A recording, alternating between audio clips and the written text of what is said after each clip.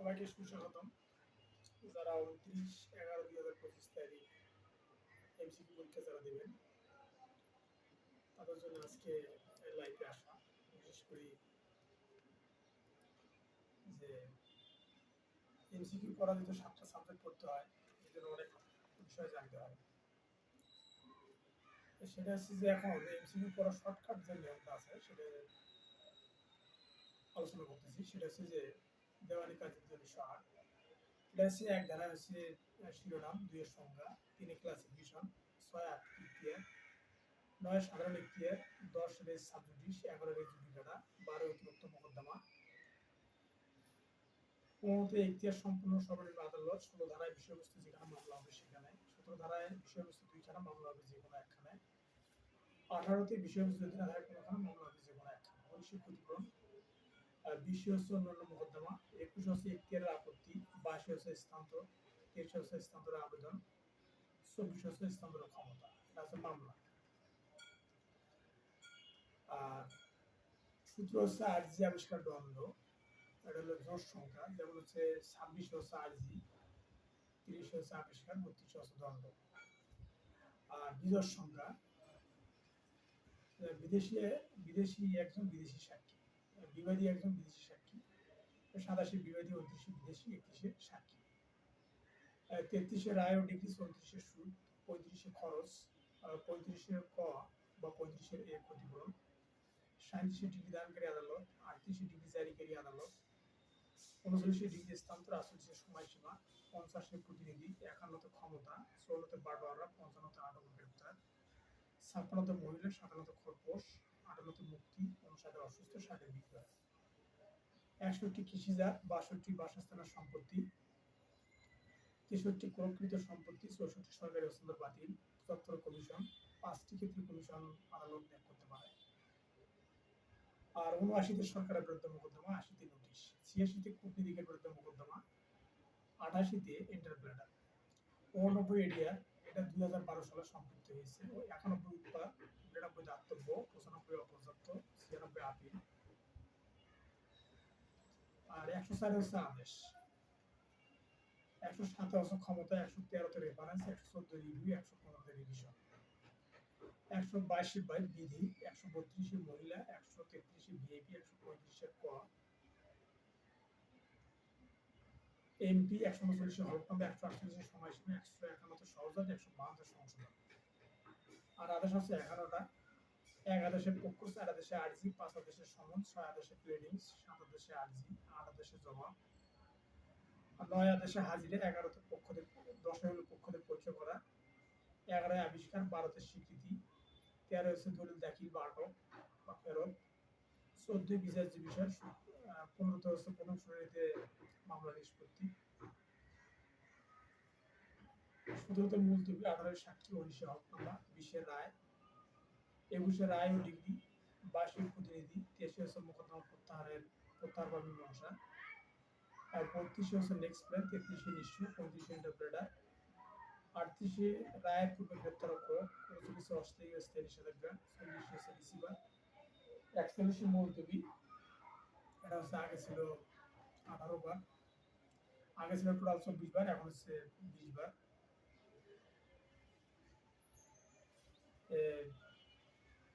42 appeal degree হইতে appeal, 43 হচ্ছে আদেশাবলী হইতে আপিল, 44 নিঃস্ব ব্যক্তির আপিল, 45 হচ্ছে আপিল বিভাগে আপিল, আর 46 রেফারেন্স, 47 রিভিউ।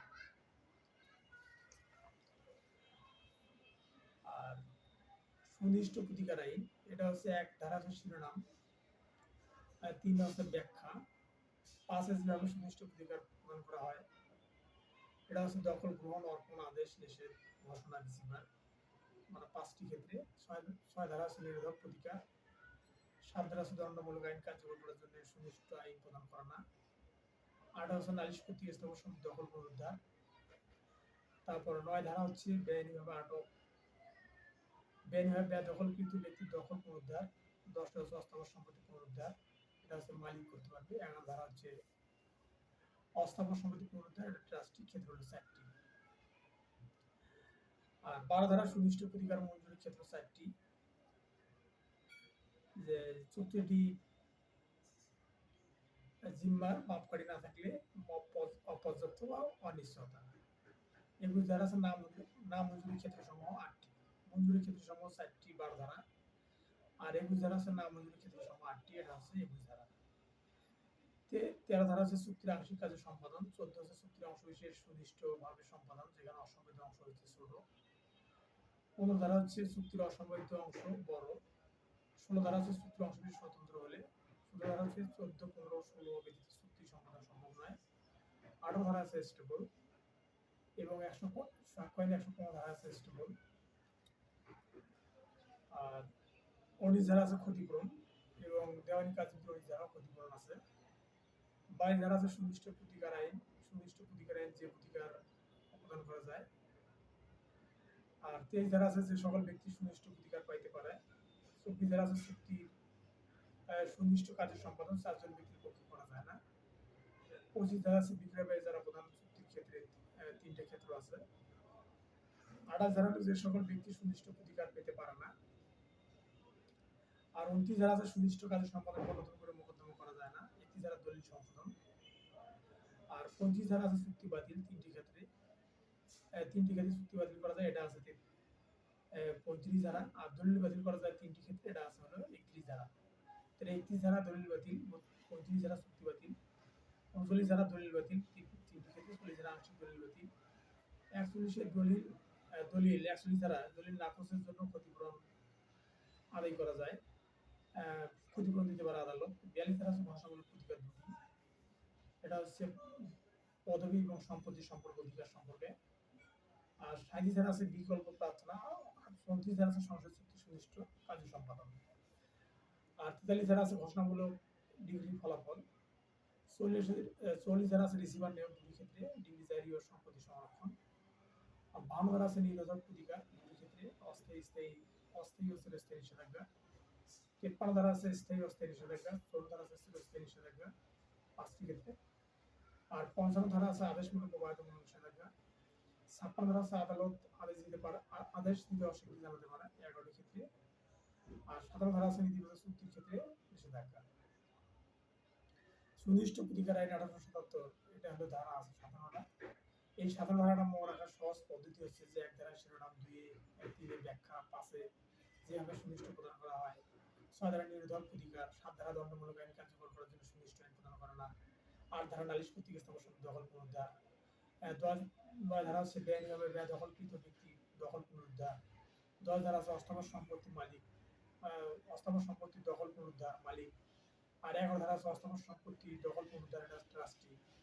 12 ধারা আছে সুনির্দিষ্ট প্রতিকার যেভাবে মঞ্জুর করা হয়, তারপরে 4টি ক্ষেত্রে মঞ্জুর করা হয়। 21 ধারা আছে সুনির্দিষ্ট প্রতিকার নামঞ্জুর ক্ষেত্রে সহ 8টি। 13 ধারা আছে যে চুক্তির আংশিক কাজের সম্পাদন। 14 বলা আছে চুক্তির অংশবিশেষ সুনির্দিষ্টভাবে সম্পাদন যেখানে অসংগঠিত অংশ দিয়েছে ছোট। 15 ধারা আছে চুক্তির অসংগঠিত অংশ বড়। 16 ধারা আছে চুক্তির অংশবিশেষ স্বতন্ত্র হলে। আর 17 ধারা আছে 14, 15 ব্যতীত 16 চুক্তি সম্পাদন সম্ভব নয়। 18 ধারা আছে স্টেবল, 4টি ক্ষেত্রে স্টেবল প্রয়োগ করা হয়। 19 ধারা আছে ক্ষতিপূরণের আদেশ দেওয়ার ক্ষমতা। 22 ধারা আছে সুনির্দিষ্ট প্রতিকার আইনে যে সমস্ত প্রতিকার প্রদান করা হয়। 23 ধারা আছে যে সকল ব্যক্তি সুনির্দিষ্ট প্রতিকার পাইতে পারে 8 জন ব্যক্তি। 24 ধারা আছে চুক্তির সুনির্দিষ্ট কাজের সম্পাদন 4 জন ব্যক্তি প্রয়োগ করা যায় না। 25 ধারা বিক্রয় ব্যয় যারা প্রধান চুক্তি। 28 ধারা আছে সকল ব্যক্তি সুনির্দিষ্ট প্রতিকার পেতে পারে না 3টি ক্ষেত্রে প্রদান অপর্যাপ্ত প্রতারণা বা ভুল তথ্য। 28 ধারা আছে যে সকল ব্যক্তি সুনির্দিষ্ট প্রতিকার পেতে পারে না, সেটা হচ্ছে যে প্রতিদান অপর্যাপ্ত প্রতারণা বা ভুল তথ্য। 29 ধারা আছে সুনির্দিষ্ট প্রতিকার সুনির্দিষ্ট কাজের সম্পাদনের পর নতুন করে মোকদ্দমা করা যায় না। 31 ধারা আছে দলিল সংশোধন। তারপর হচ্ছে 35 ধারা আছে যে চুক্তি বাতিল। আর 39 ধারা আছে দলিল বাতিল। আবার 34 ধারা 37 ধারাতে আছে বিকল্প প্রার্থনা, অর্থাৎ যদি একটা চুক্তি যদি নষ্ট হয়ে যায় বা চুক্তি যদি বাতিল হয়ে যায় সেই ক্ষেত্রে আপনি চুক্তি বাতিলের জন্য আদালত যদি মনে করে যে আপনার ক্ষতিপূরণ দেওয়া দরকার সেক্ষেত্রে আদালত আপনার ক্ষতিপূরণ দিতে পারে। আর 37 ধারা আছে আর 34 ধারাতে আছে সুনির্দিষ্ট প্রতিকার আইনে 34 ধারা, সেটা হচ্ছে যে সংশোধিত চুক্তির সুনির্দিষ্ট প্রয়োগ, অর্থাৎ যে চুক্তিটা সংশোধন করা হবে সেটা প্রয়োগ করা হচ্ছে কিনা সেই বিষয়টা আদালত তখন এটা নির্ধারণ করবে। আর 42 ধারা আছে ঘোষণামূলক মোকদ্দমা এবং 43 ধারা আছে ঘোষণামূলক মোকদ্দমা হচ্ছে ফলাফল। এই ঘোষণামূলক মোকদ্দমা মূলত করা হয় দুটি ক্ষেত্রে, সেটা হচ্ছে যে পদবি এবং সম্পত্তি সম্পর্কে অধিকার সম্পর্কে। অর্থাৎ পদবি যদি কোনো ব্যক্তি যদি তার পদ হারায়, যদি অধ্যক্ষ থেকে তাকে কমিটি যদি অপসারণ করে বা কোনো শিক্ষককে যদি অপসারণ করে, সেক্ষেত্রে সে ঘোষণামূলক মোকদ্দমা দায়ের করতে পারবে। আর যদি সম্পত্তির অধিকার যদি কেউ যদি সম্পত্তির অধিকার থেকে যদি কেউ আপনাকে বঞ্চিত করে, সেই ক্ষেত্রে আপনাকে আদালতে বিচার করলে হয়তো সেই সম্পত্তির অধিকার যত ক্ষুণ্ণ না হয় সেজন্য আদালত কি করবে, সেই যে কানুন ব্যবস্থা করে দেবে। আর 40 ধারাতে আছে রিসিভার নিয়োগ। সেটা যে রিসিভার নিয়োগ করা হয় মূলত যদি কোনো নালিশি জমি দেখা যাচ্ছে যে ওই নালিশি জমিটা এই দখল করা বা এই দখল এটা আসলে প্রকৃত মালিককে সেই সম্পর্কে সেটা শনাক্ত করা কষ্টকর হয়, সেই ক্ষেত্রে কি করে আদালত তখন রিসিভার নিয়োগ করে। আর 52তে বলা আছে নিরোধক প্রতিকার। নিরোধক প্রতিকার বলতে এমন একটা প্রতিকার যেখানে যে মামলার যে অবস্থা আছে বা সম্পত্তির যে অবস্থা থাকবে, ঠিক সেই অবস্থায় সম্পত্তি থাকবে, এটা হচ্ছে নিরোধক প্রতিকার। আর 53তে আছে স্থায়ী ও অস্থায়ী নিষেধাজ্ঞা। আদালত যদি মনে করে যে কোনো একটা জমি পার্মানেন্ট ইনহিবিশন বা টেম্পোরারি ইনহিবিশন দরকার, সেক্ষেত্রে আদালত কি করবে, ওই জমিতে পার্মানেন্ট ইনহিবিশন বা অস্থায়ী নিষেধাজ্ঞা জারি করতে পারবে। আর 16 ধারা আছে চিরস্থায়ী নিষেধাজ্ঞা। যে চিরস্থায়ী নিষেধাজ্ঞা মূল বিষয় হচ্ছে যে এটা ডিগ্রির মাধ্যমে হয় এবং দেওয়ানি কাজ যদি অনুযায়ী এটা পরিচালিত হয়। যদি দেখা যায় আদালতে নালিশি জমিটি অনেক বাদী বা বিবাদীর অনেক ক্ষতির সম্ভাবনা আছে, সেক্ষেত্রে নালিশি জমিটির জন্য চিরস্থায়ী নিষেধাজ্ঞা জারি করে। আর 55 ধারা আছে আদেশমূলক ও বাধ্যতামূলক নিষেধাজ্ঞা নিয়ে বাধ্যবাধকতা। আর 56 ধারা আছে আদালত আদেশ দিতে পারে, আদালত আদেশ দিয়ে অস্বীকৃতি জানাতে পারে। অর্থাৎ আদালত কি আদেশ দিবে আর না দিবে সেটা আদালত সিদ্ধান্ত নেবে এবং সেটাতে অস্বীকৃতি জানাতে পারে আদালত, এই ক্ষমতা আমাদের রয়েছে। আর 57 ধারাতে আছে নীতিগত চুক্তির ক্ষেত্রে নিষেধাজ্ঞা। মানে কোন কোন চুক্তি নেতিবাচক চুক্তি বা কোন চুক্তিটা আদালত ইতিবাচক হিসেবে মনে করে, সেই বিষয়গুলো তখন এই বিষয়ের মধ্যে থাকবে। আর প্রতিটা বিষয়ের একটা করে বিষয়ে প্রতিটা মামলার একটা তামাদি সময় আছে, যে সে তামাদি সময়টা হচ্ছে যে দেখা যায় যে আপনি একটা মামলায় হারছেন, এই হারার জন্য আপনার 30 দিনের মধ্যে আপনি একটা আপিল করবেন উচ্চ আদালতে, তাহলে প্রতিটা মামলা একটা তামাদি সময় আছে। তামাদি সময়টা হচ্ছে তামাদি আইন 1908 এবং তামাদি আইন 1908-এর 29টা ধারা আছে, 32টা ধারা আছে, তার মধ্যে তিনটা ধারা হচ্ছে বাতিল হয়েছে, আর 29টা ধারা আছে এবং 130টা অনুচ্ছেদ আছে। এই অনুচ্ছেদগুলোর মধ্যে বলা আছে যে কখন কোন সময় বা কোন মামলাটা এখন তামাদি সময় চলতেছে, সেক্ষেত্রে বলা যায় যে 1 থেকে 149 অনুচ্ছেদ পর্যন্ত মানে মামলা তামাদির সময় দেওয়া আছে। আর আপিলের তামাদির সময় দেওয়া আছে 150 থেকে 157 ধারা পর্যন্ত। আর অন্য অন্য যে দরখাস্তের জন্য আপিলের তামাদি, আবার অন্য অন্য যে বিষয়গুলো থাকে সেগুলোর জন্য তামাদির সময় দেওয়া আছে 151 থেকে 130 অনুচ্ছেদের মধ্যে। তামাদি 1908-এর যে 32টা ধারা আছে এবং 3টা ধারা আছে বাতিল, 29টা ধারা আছে এরকম যে 1 ধারা আছে শিরোনাম, 2 ধারা আছে সংজ্ঞা, আর 3 ধারা আছে যে খারিজ। তার মানে মামলা যদি একটা মামলা যদি তামাদি হয়ে যায়, তাহলে যদি আদালতে সে মামলাটা দায়ের করা হয় তামাদি সময় পার হওয়ার পর, সেই মামলা খারিজ হয়ে যাবে, এটা বলা আছে 3 ধারায়। আর 4 ধারা আছে বন্ধ খোলা দিন, যদি আদালত যদি বন্ধ থেকে খোলা থাকে সেই দিনে মামলা তামাদি সময় স্থগিত থাকবে।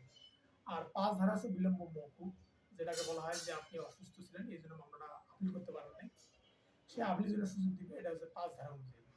আর 6 ধারা আছে বৈধ অপরাগতা। 3টি ক্ষেত্রে বৈধ অপরাগতা বলা হয়, সেটাকে সহজ ভাষা বলা যায় যে নাউজিবিল্লাহ। নাউজিবিল্লাহ অর্থ হচ্ছে নাবালক উম্মাদ, আর এটা জড়বর্তী।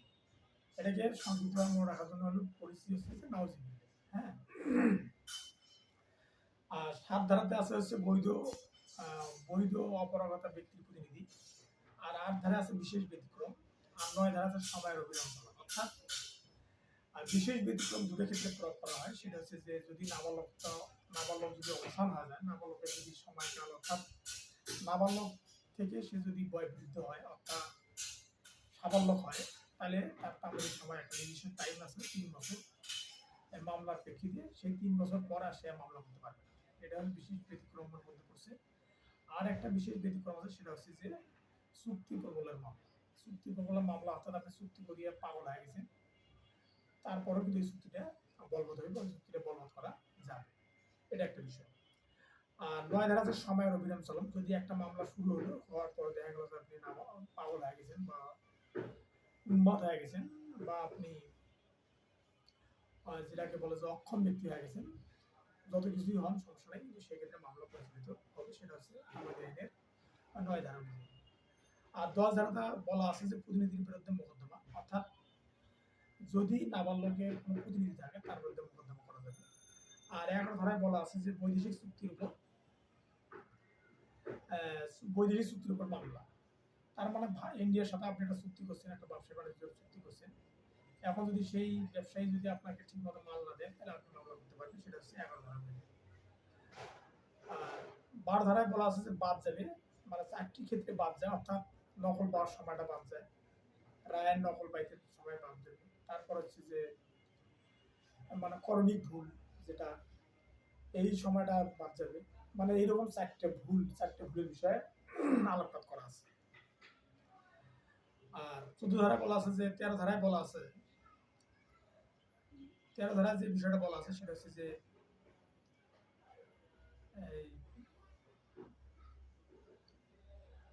মানে কোনো ব্যক্তির যদি প্রতিনিধি যদি অনুপস্থিত থাকে সেক্ষেত্রে কোন পলিসি অবলম্বন করা হবে সেই বিষয়টা বলা আছে। আর ১৪তে বলা আছে যে ইখতিয়ারি আদালতে মামলা, দেখা গেল যে আদালতে মামলা হওয়ার কথা ছিল সেই আদালতে মামলা না হওয়া অন্য আদালতে মামলা করছে, তো সেক্ষেত্রে আদালত কি করবে, তামাদি সময়টা, মানে যে আদালতে মামলা করছেন ওই তামাদি সময়টা বাদ যাবে।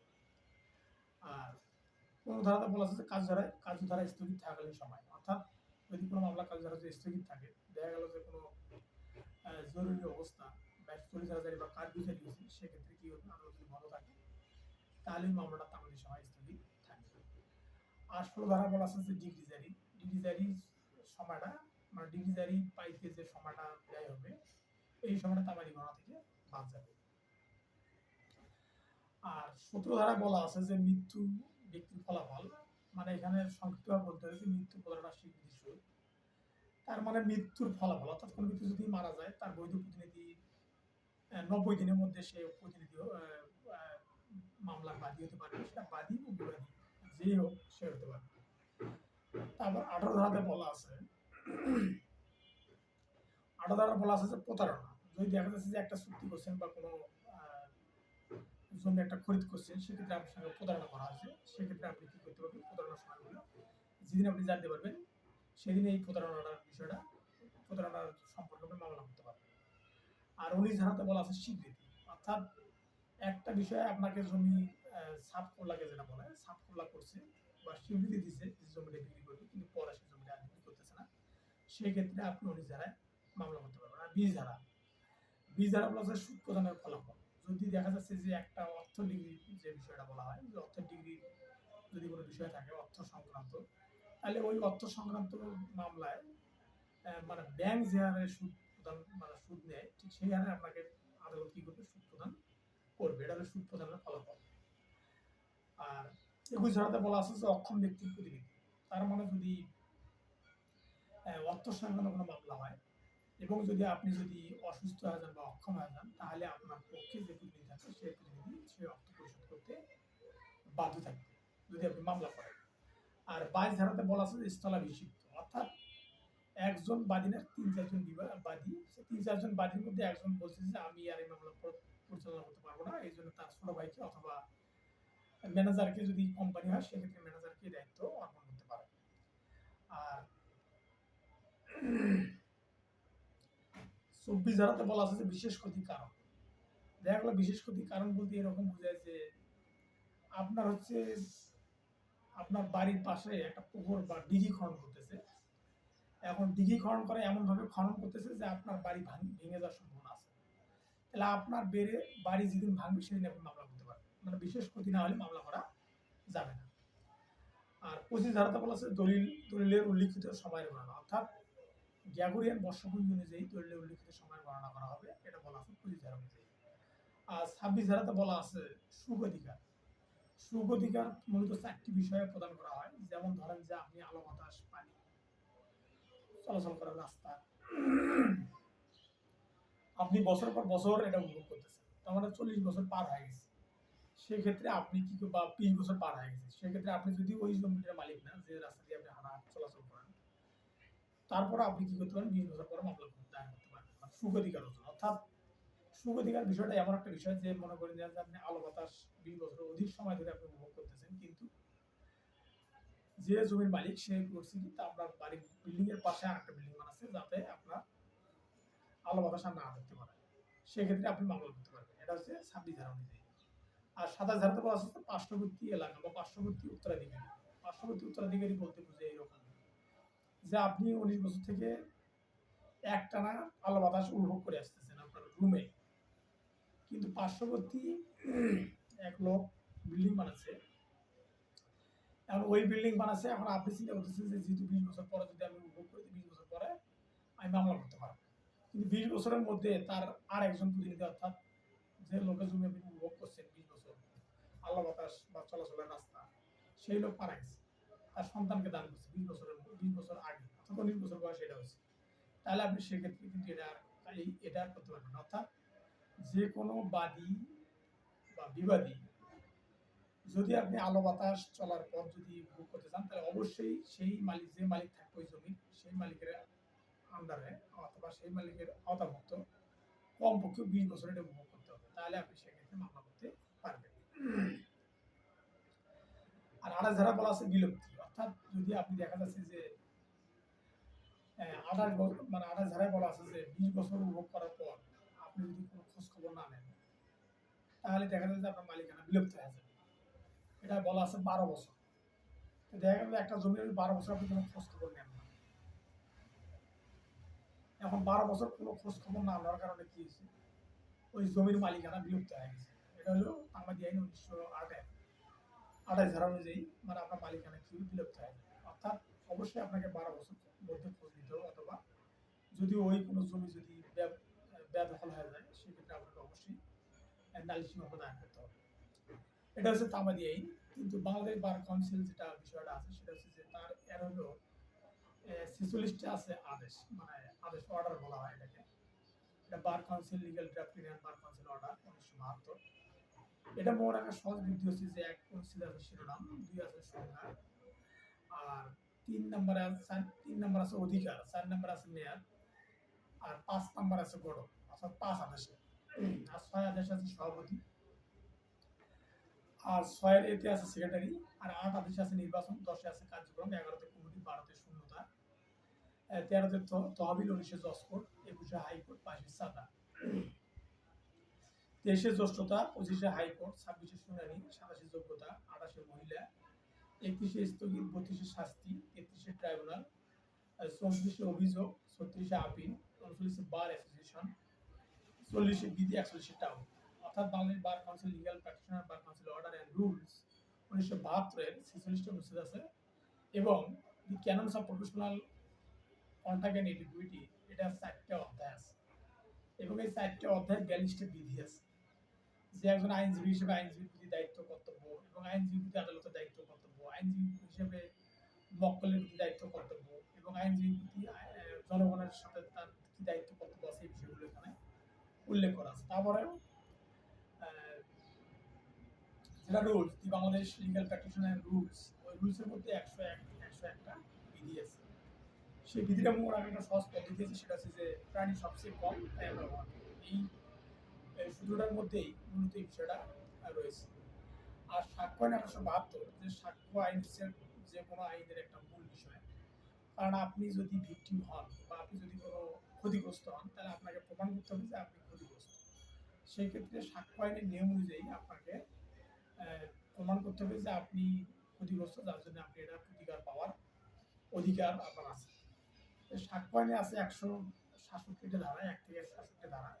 এই ধারাগুলো মনে রাখার সহজ পদ্ধতি হচ্ছে যে 1 ধারা হচ্ছে শিরোনাম, 3 ধারা হচ্ছে সংজ্ঞা, 4 ধারা আছে অনুমান করতে পারে, 5 ধারা আছে বিচার্য বিষয়, আর 17 ধারায় আছে যে স্বীকৃতি সংজ্ঞা, আর 24 ধারায় আছে যে প্রলোভন ভীতি প্রদর্শন, অর্থাৎ প্রলোভন ভীতি প্রদর্শন করে যদি পুলিশ আপনার কাছে স্বীকারোক্তি নেয়, সেটা অপ্রাসঙ্গিক হবে। আর 25 ধারা আছে যে পুলিশ অফিসার, অর্থাৎ পুলিশ অফিসারের কাছে আপনি যা কিছু তথ্য দেন না কেন, সেটা কোনো ভিত্তি নেই বা সেটা কোনো আদালতে প্রমাণ যাবে না। 26 ধারা আছে যে আসামি হেফাজতে, মানে আসামি হেফাজতে থাকাকালীন সময় যে পুলিশের নিকট কোনো স্বীকারোক্তি প্রদান করেন তাহলে সেটা অপ্রাসঙ্গিক। তবে যদি ম্যাজিস্ট্রেটের উপস্থিতিতে যদি আপনি কোনো মন্তব্য করেন তাহলে সেটা প্রাসঙ্গিক। আর 27 ধারা আছে প্রাপ্ত তথ্য, মানে অর্থাৎ পুলিশের কাছে যে তথ্য দিয়েছে ওই তথ্যের প্রেক্ষিতে যদি কোনো আলামত উদ্ধার করতে পারে, যেমন পিস্তল, তারপরে আপনি চাপাতি যদি উদ্ধার করতে পারে তাহলে সেক্ষেত্রে এটা গুরুত্ব আছে, সেটা 27 ধারা অনুযায়ী।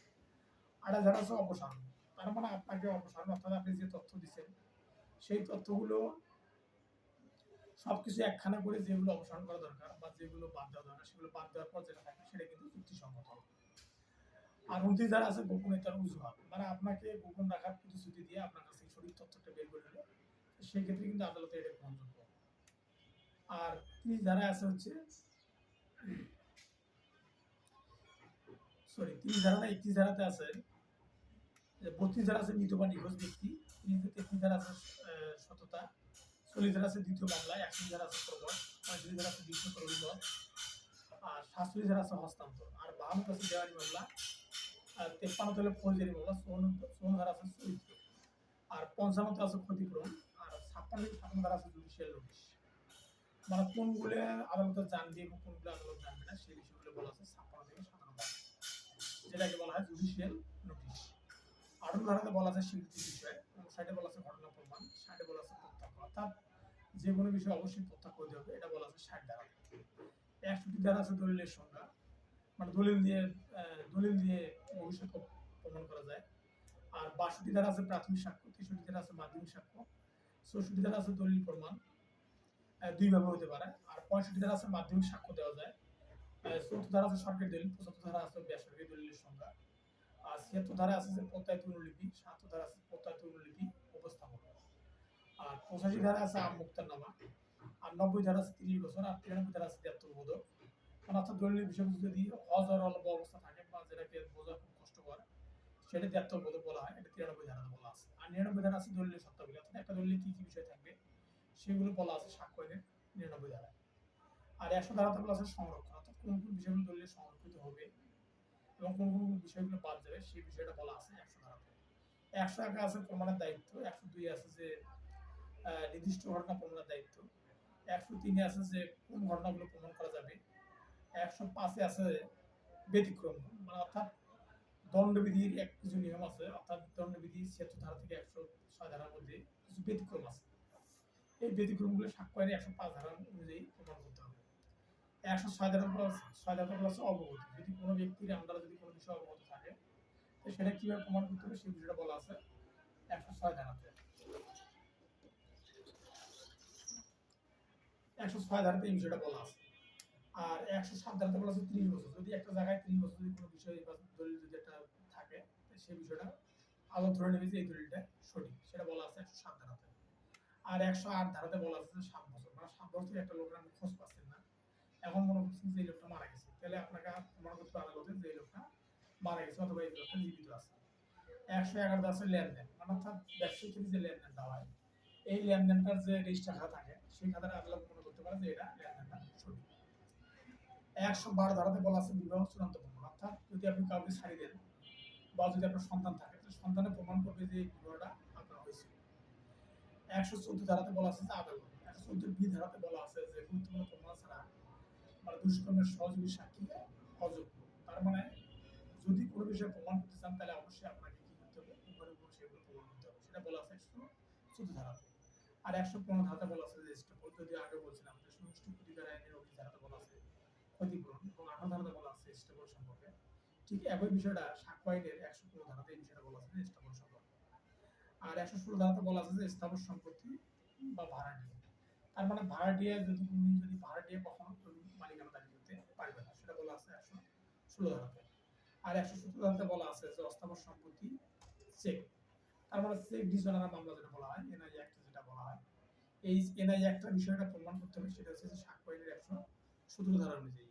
আর 108 বলা আছে যে সাক্ষ্য দিতে পারে, অর্থাৎ কোন কোন ব্যক্তি সাক্ষ্য দিতে পারবে আর কোন কোন ব্যক্তি সাক্ষ্য দিতে পারবে না সেইগুলো বিষয়গুলো বলা আছে 108 ধারাতে।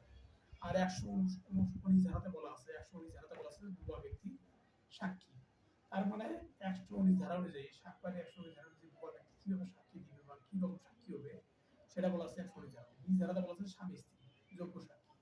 তার মানে যদি কোনো মামলা হয়, সেই মামলা যদি আসামি সেই মামলা যদি স্বামী আসামি হয় আর বউ যদি বাদী হয়, তো সেই ক্ষেত্রে বউ স্ত্রী সাক্ষী দিতে পারবে এবং সেটা যোগ্য সাক্ষী হিসেবে বিবেচিত হবে। আর 121 ধারায় বলা আছে জজ বা ম্যাজিস্ট্রেট। আর 122 ধারাতে বলা আছে বার্তা সম্পর্ক, অর্থাৎ আপনি যদি আপনার উকিলকে যদি কোনো বার্তা দেন, সে বার্তা সে প্রকাশ করতে পারবে না, এটা বলা আছে 122 ধারাতে। আর 126 ধারাতে বলা আছে যে পেশার সম্পৃক্ত বার্তা, অর্থাৎ পেশার সম্পৃক্ত আপনার উকিল কোন বিষয়গুলো গোপন রাখা দরকার আর কোন বিষয়গুলো গোপন রাখা দরকার না, এই বিষয়গুলো সম্পর্কে কেউ আপনাকে প্রশ্ন করতে পারবে না। তারপরে 126 ধারাতে বলা আছে 126 ধারাতে বলা আছে পেশার সম্পৃক্ত বার্তা। আর 127 ধারাতে বলা আছে দোভাষী, অর্থাৎ আপনি ইংরেজি জানেন না, তাহলে আপনি কি করতে হবে, ট্রান্সলেটর নিতে হবে এবং সেটা ট্রান্সলেটরের সাক্ষী আদালত গ্রহণ করতে পারে। 132 ধারা আছে অভিযুক্ত ব্যক্তি, মানে 100 অভিযুক্ত ব্যক্তি হলে এইরকম যে সে কি অপরাধ সংঘটিত করেছে সেটা জন্য সে অভিযুক্ত, সেটা আসলে বলা আছে 132 ধারাতে। 133 ধারাতে বলা আছে দুষ্কর্ম সহযোগী, অর্থাৎ 3-4 জন মিলে একটা অপরাধ করছে, সেই অপরাধটা সমাপ্ত হবে 133 ধারা অনুযায়ী। 141 ধারা ইঙ্গিতবাহী ঘোষণা, যেটাকে লিডিং কোশ্চেন বলা হয়। আর 142 ধারা আছে লিডিং কোশ্চেন বহন করা যাবে।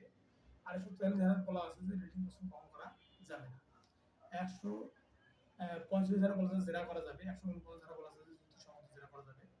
150 ধারা বলা আছে কারণ লিখিত প্রশ্ন করা যাবে। 151 ধারা বলা আছে অশ্লীল কোনো কথা বলা যাবে না, তাহলে আদালত আপনার কি করতে পারে, লাইসেন্সটা বাতিল করে দিতে পারে।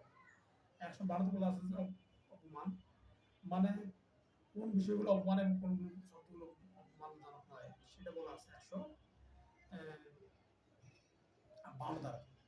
আর 153 ধারা বলা আছে যে বহিঃসাক্ষ্য, অর্থাৎ আপনি সাক্ষী নিয়ে গেছেন, সেটা বিরোধী পক্ষ টাকা না খায়, সে অন্য পক্ষের কথা বলেছে, এটা হলো বহিঃসাক্ষ্য, এটা বলা আছে 116 ধারাতে। 155 ধারাতে বলা আছে যে হরণ, মানে কি হবে না হবে বা কিভাবে হরণ হবে সেটা বলা আছে 55 ধারাতে। আর 157 ধারা হচ্ছে যে বিশ্বাসযোগ্যতা হরণ, মানে বিশ্বাসযোগ্যতা হরণ মানে এরকম বোঝায় যে যে একজন সাক্ষীকে নিয়ে গেছেন কিন্তু সে আপনার কথা না বলে অন্যজনের কথা বলেছে এবং তাকে পরীক্ষা করার জন্য সেটা ঘুষ খাসি খায় নাই, বা তাকে আপনি বিভিন্নভাবে পরীক্ষা করতে পারেন যে সে আসলে ঘুষ খাইছে কিনা। তারপর 157 ধারা বলা আছে যে বিশ্বাসযোগ্যতা হরণ, মানে বিশ্বাসযোগ্যতা হরণ। আর 159 বলা আছে যে পুনর্জীবিত, অর্থাৎ রিফ্রেশমেন্ট যেটাকে বলা হয়, এই রিফ্রেশমেন্টের বিষয়ে বলা আছে 159 ধারা।